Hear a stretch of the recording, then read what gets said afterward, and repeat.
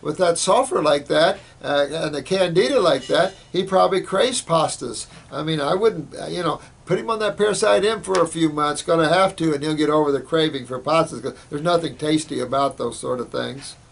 And it'll help him to have the self-discipline to do it. Because when you have a lot of fungus, that self-discipline is being really tested here.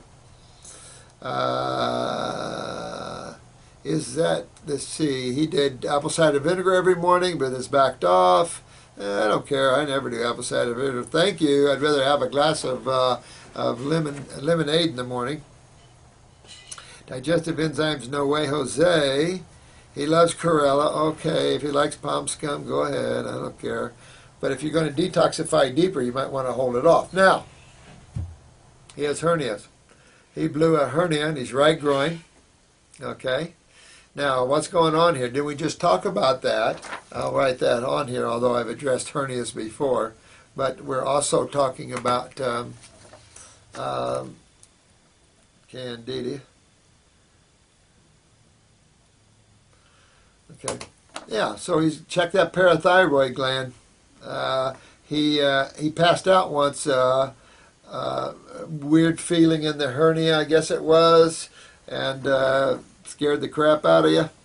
Yeah, well, you know what? It can affect the autonomic nervous system and literally make you pass out too. I mean, the bowels, everything's hooked together like that, so these things can really be affected here. He went to get the operation done differently than usual in that he didn't have it. Oh, this is the one about the metal stitching. And I addressed that in another video, honey, about the metal stitching. So, again, I would have them look at that. Look at that. The guys that put it in and did it. Again, if it's an acid metal, you have no choice to try to cut it out. They probably in tissue. I don't know if tissue's growing around it because tissue generally doesn't grow on acid metals. It pulls away from it, and that's why you have gum receding when you have acid metals.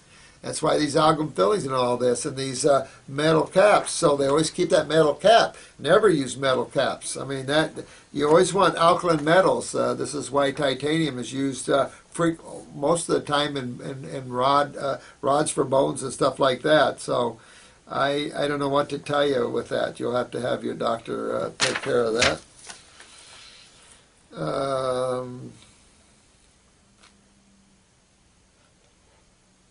Teeny red dot in his left eye in the spot of the herniation. What would be? That's deterioration. But if that black dot is still in that area, that means that's not healing. Well, it's not healing obviously because he's pulled it. So again, that metal is probably antagonistic to tissue repair and growth there. The Bones formula is a great formula, especially in the capsule form. Comfrey knit bone, connective tissue, work on his parathyroid gland in the first place, and go after his lymph system is the best you can do, and then find out what kind of metal that is. You know, they use bad metals sometimes. Even the mashes used to be toxic.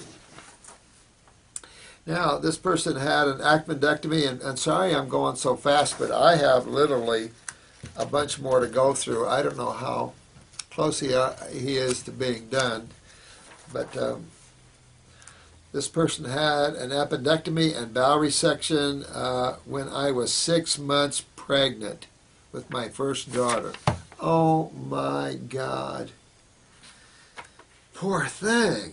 11 years ago, at 25 years old, I now know that I could have detox. Well, yeah, but you can't live in the past, sweetheart. Can't do it. Just get your body healthy. Remember, go after those bowels because you had an appendectomy. So that means you're interstitially lymphatically constipated in the GI tract wall. Get that cleaned out so you don't end up with Crohn's or IBS or some other type of bowel problems. And dig into there and move your lymph system and you'll be good. Okay? I picked 58 days, 58th birthday. I am hoping to feel so. Sweetheart, you're doing a good job. That's all I can tell you. You love majewel dates too? I love those things. You're doing a good job there. I don't know what your name is, but I don't know about these icons and stuff you guys use. But I'm an old farm boy, man.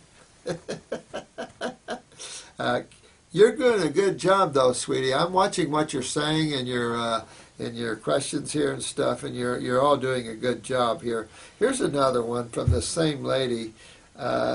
Kalke.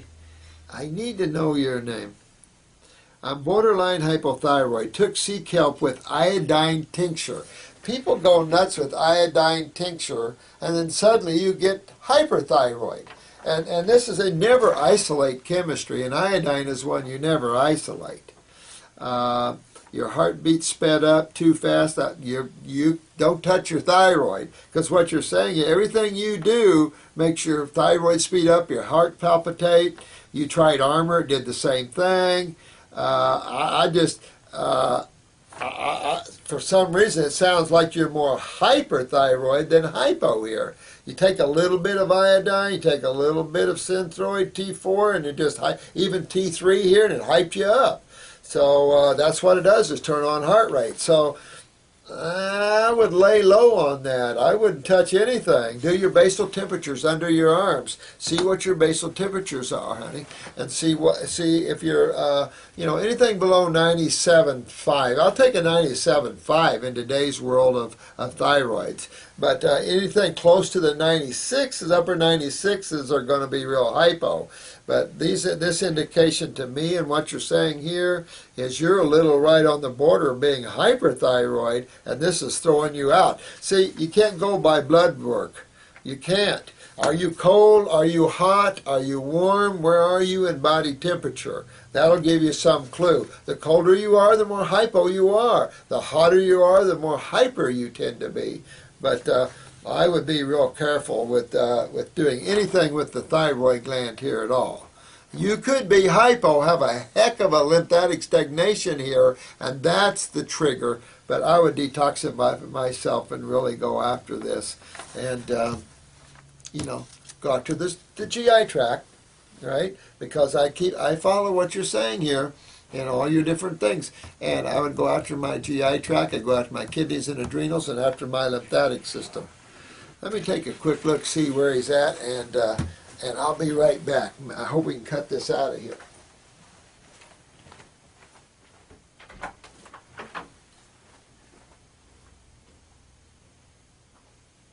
Oh, good.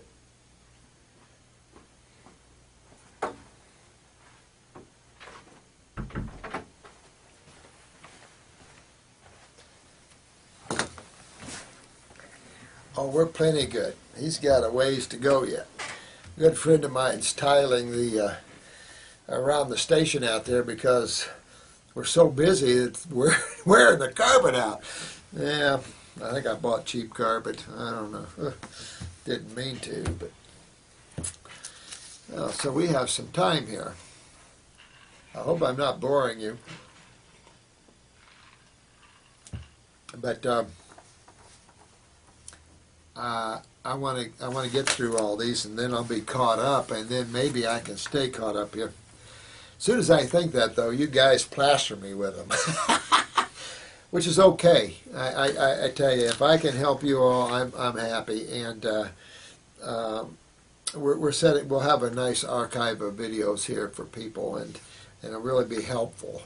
And hopefully people start using them to understand more about the human body and how it works simplistically, and how there's nothing you can't cure. This is the remedy of all times, but it's the remedy that nature uses too.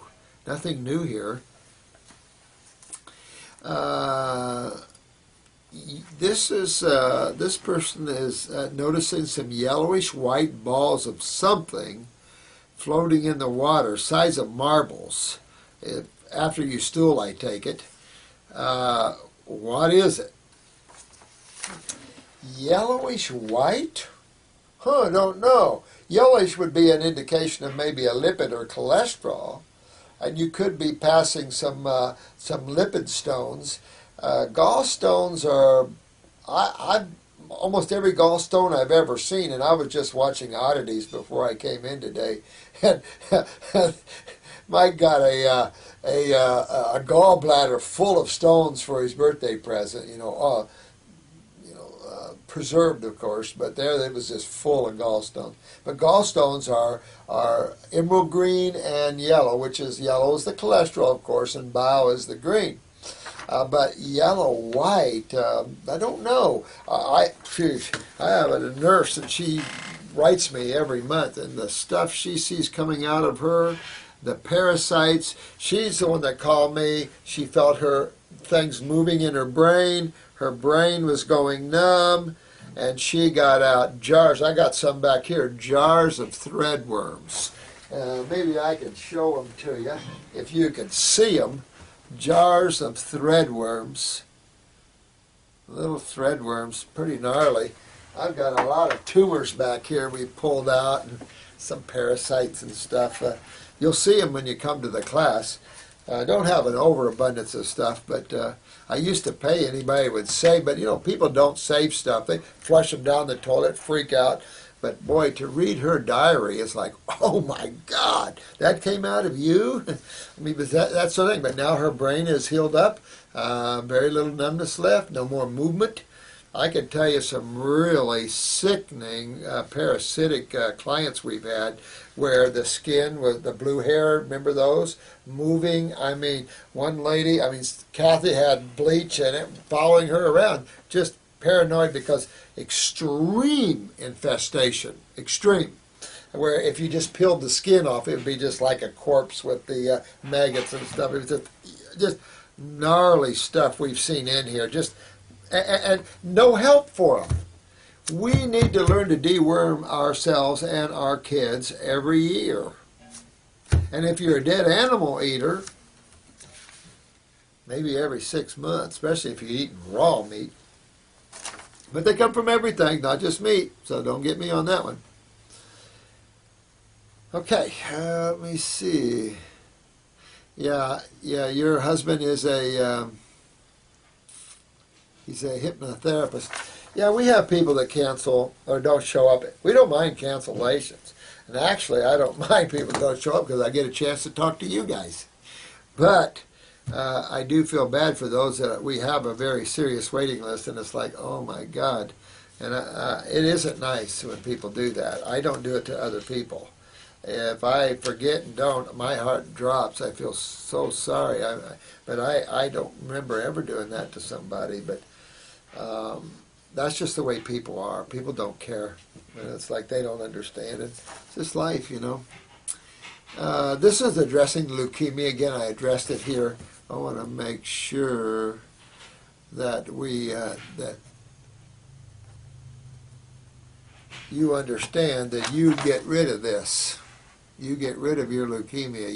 You go through this detox. You get the blood. You go in the spleen. You build up your bone marrow. You get your liver cleaned out. Okay. Lewis, you're a good man. Thanks for the good comments, my friend. Thank you very much. You're 26 years old.